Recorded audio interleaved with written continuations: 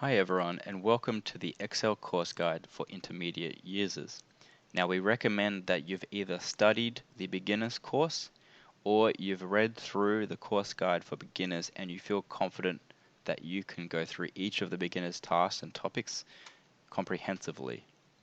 We recommend you do this so that your fundamentals are strong and you don't have any gaps in your knowledge later on that may come back and hurt you in your learning process. However, if you are confident and ready to begin, let's dive into Unit 1, which is filling data in Excel. Now we talked about the fill handle in the beginner's course at a high level. Let's go into it at a little more detail first of all, because we'll talk about what it is doing and what is a series and how Excel figures out what that series is. So, a series is a number of cells highlighted. And filling a series is taking a series and extrapolating it to fill in more cells down the bottom, like that. Now the easiest and quickest way of doing this is using the fill handle. This is effectively using this fill function up here in the home ribbon under editing. So there's a few different options under here. This is what's happening in the background. Excel is either choosing series or flash fill to help it fill the series in. So let's look at a few different examples using the fill handle. So we've got Monday here. So if I click on the little box in the right hand corner, the fill box, and drag this down, what we can see in the bottom right hand corner is Excel is previewing what it thinks the pattern is. So if I drag it down to row 36, Excel is going to stop at Saturday and it's going to fill in the days of the week. Now this only works because Excel is familiar with that pattern. And what about odd numbers? So we've got a series here, 1, 3, and 5. Let's try the same thing by selecting the fill handle button and dragging that down. So as you can see in the preview box, we've got a 7 there. So Excel's picked up the pattern of adding +2 to that series. What about 5 increment? Let's see if that works the same way. Yes, it looks like it is, so +25. What about times? So we can see we're adding 1.5 hours each time. Let's drag that down. Okay, that appears to be working. Alright, what about dates? So this is where it gets a little bit tricky because, as we said before, it requires Excel understanding what the pattern is, and that can have flaws in it, or you may have not provided enough data. Now, in this date series, if I drag this down, how does Excel know if I want to increase the days, the months, or the years? Well, it doesn't. You know what it is, but Excel can't read your mind. So let's see what happens if we drag this down.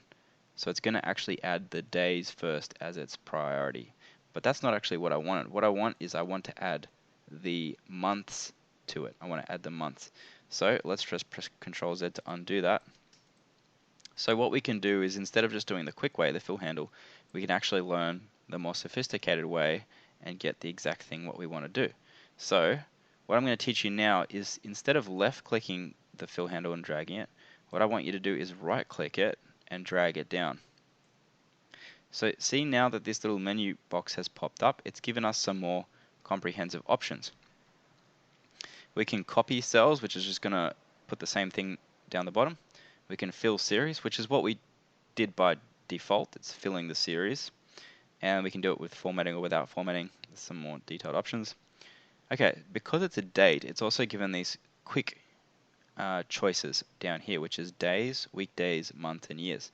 So what I can do is I can just click months here, and there it's auto-filled. Let me also just make this date look a little bit nicer as well. Okay, so what if I didn't want months? I want to do years. So I'm going to do the same thing. I'm going to drag that down, and I go fill years. Okay. Alright, so that was pretty simple. But what I want to show you is something in the background as well, because again, that is also a shortcut for what's really going on in the background. So let's do that again, and we're going to right click this, and we're going to go series. You'll note there's also flash fill, which we'll talk about in a moment, but let's go to series. Let's click on that. So when we chose that shortcut to choose weekday, month, or year, what it was really doing in the background is giving us this option over here. But there's a whole lot other options over here as well. I mean, we can also determine whether the series is in rows or columns, so we can push it out. If we go rows, we can push it out so it goes across this way. We can also change these things, so linear, growth, and step value, which are a little bit more sophisticated, and we're going to talk about that in a moment. But for now, I just wanted to show you what this backend was doing, so you could understand that. So let's go year, and all of a sudden it's increased. So that is series. Now, let's talk about more advanced functions of series, and then we'll move on to flush fill. So, more advanced series, the things we're going to be talking about are linear trend, growth trend, step, and list. Capping, or capped list, I should say. So the first thing is linear trend. So again, we talked about the most basic way of just pulling down the full handle, but let's actually use the series function. So let's choose how far we want to complete this, and we're going to right click. Oops, sorry, we're going to select our original series, I should say, and then right click and drag it down, and then we're going to go series over here. Okay, so we've got a few options in here. The first thing I want to talk about is linear. So you can see that one's already selected, but we can also change this to date, autofill, growth, etc. Now, the next thing I'm going to press is OK. Now, as you can see, it's increased our number by +1 in our series. It hasn't picked up a trend, however. That's because we need to click the trend button. So let's try again. We're going to select our series, right click, drag down, series, and this time we're going to press trend. So previously it was just going, okay, step value, add 1 until we hit the end of the series. But now we're going to say, okay, look for a trend first and then continue that in a linear fashion until the end. So if we do that, we're going to click OK, and now it's going to add +2. What about growth trend? So let's do the same thing and drag this down. So as you can see, well, actually what we're going to do is we're going to start off with these two numbers only because they're exactly the same. So let's drag this down with our right click. We're going to go, instead of linear trend, we're going to go growth trend. I'm going to use this shortcut this time. See what happens. It's now multiplying. And this one would be just adding. So you can see the difference there. So it's a quick way to get multiplications. What about this function, step function? Okay, so I'm going to select just the 8 this time. I'm going to right select, drag down, press series, and then I'm going to go step value. I'm going to change this to 6. I'm not going to put anything in here. Let's see what happens. So now it's going to take the 8, it's going to add 6, 6, 6, 6, 6, 6. And note this has nothing to do with the 2 because we've just selected the 8. So I could change this to, say, 100, and you'll see that every number after 8 is going to add 100. Now we can use this trick to actually create lists quite effectively, or capped lists. Let's say I want to create a list between 1 and 250. So instead of doing it like this and pressing 1 equals that plus 1 and dragging down forever, especially if I wanted to cap it 1,000 or something like that, you know, or alternatively, another way of doing it is pressing Control, drag down with my mouse, and that also creates a list like that. That's a good way for creating a very quick list of, say, 10 numbers or so, but not for a large list.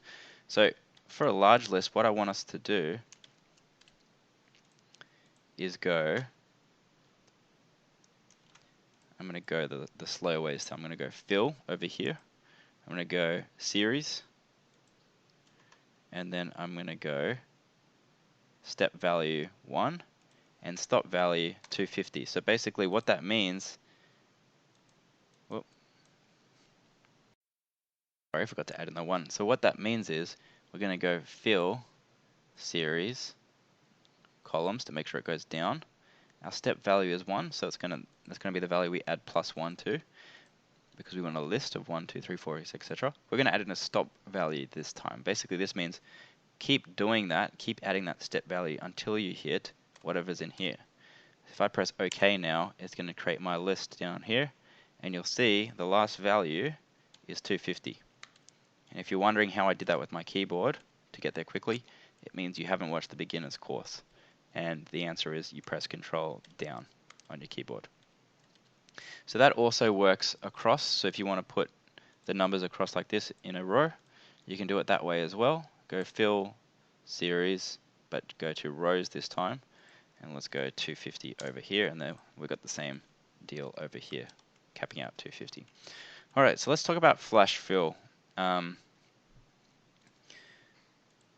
Using flash fill. So flash fill is quite similar to these series in that it involves Excel using some assumptions and logic, but it's a little bit more advanced, and I'll show you some applications right now. So in this example, I've got a list of names here, but I actually want to split it out by first name and last name. Now there's a few different ways you can do it using formulas and stuff, but this is probably the quickest way to do it. Now what flash fill involves is creating a few examples, and then Excel will fill in the gaps and figure out what series you're trying to create. So for example, I'm going to type in the first name in this column, and what I want to show down here is the first name of everyone else. So how I'm going to do that is flash fill, and there's a few different ways of doing it. I'm going to keep doing it the same way I was showing you before, which is by right clicking and dragging this down and then go flash fill. Now Excel's figured out that you want the first word, and it's done that down there. Now there are other ways you can actually pull up the flash fill. You can go to flash fill over here, go to the data tab and press flash fill there as well. But I'm going to keep using the same way, which is right click and drag, but you use whatever method you feel comfortable with. I prefer this method because I don't need to go into a particular tab, plus I can choose other options such as fill series, fill weekdays, etc. So it's just one-stop shop. So I recommend you use the same method. Okay, what about last name as well? So let's go Connell. Whoops, sorry. That's not the right last name. Miller. Okay. So let's do the flash fill now. There we go, flash fill. It's filled out their name. And do the same thing here. So right click, drag down, click flash fill, and all of a sudden it's filled in every single one. So I just recommend you just do a high level check because it does involve some assumptions. So you just got to make sure that Excel understands what it's doing and looks like it has done it correctly here. Okay, so let's do another example here. We actually want to combine the names from two separate names. And again, there are Excel formulas you can do to do this, such as concatenate or just and. I'll put a space in between there. So there's,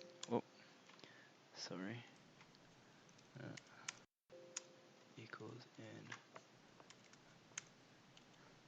So you can do something like that, or you can do something like that. So there's a few different ways you can do it with formulas, etc. But let's do it with flash fill because that's the topic we're going to be talking about. So let's type it out here. So Gary Miller, like that. And then Excel will go, okay, so he's combined those two words there. So let's do a flash fill now. And as you can see, it's filled in all of those names. Okay, so it also works with email addresses. So if we want to do Gary Miller at outlook.com, if everyone's got the same email address, we should be able to flash fill that as well. So as you can see, it's removed the space, it's added the email address at the end.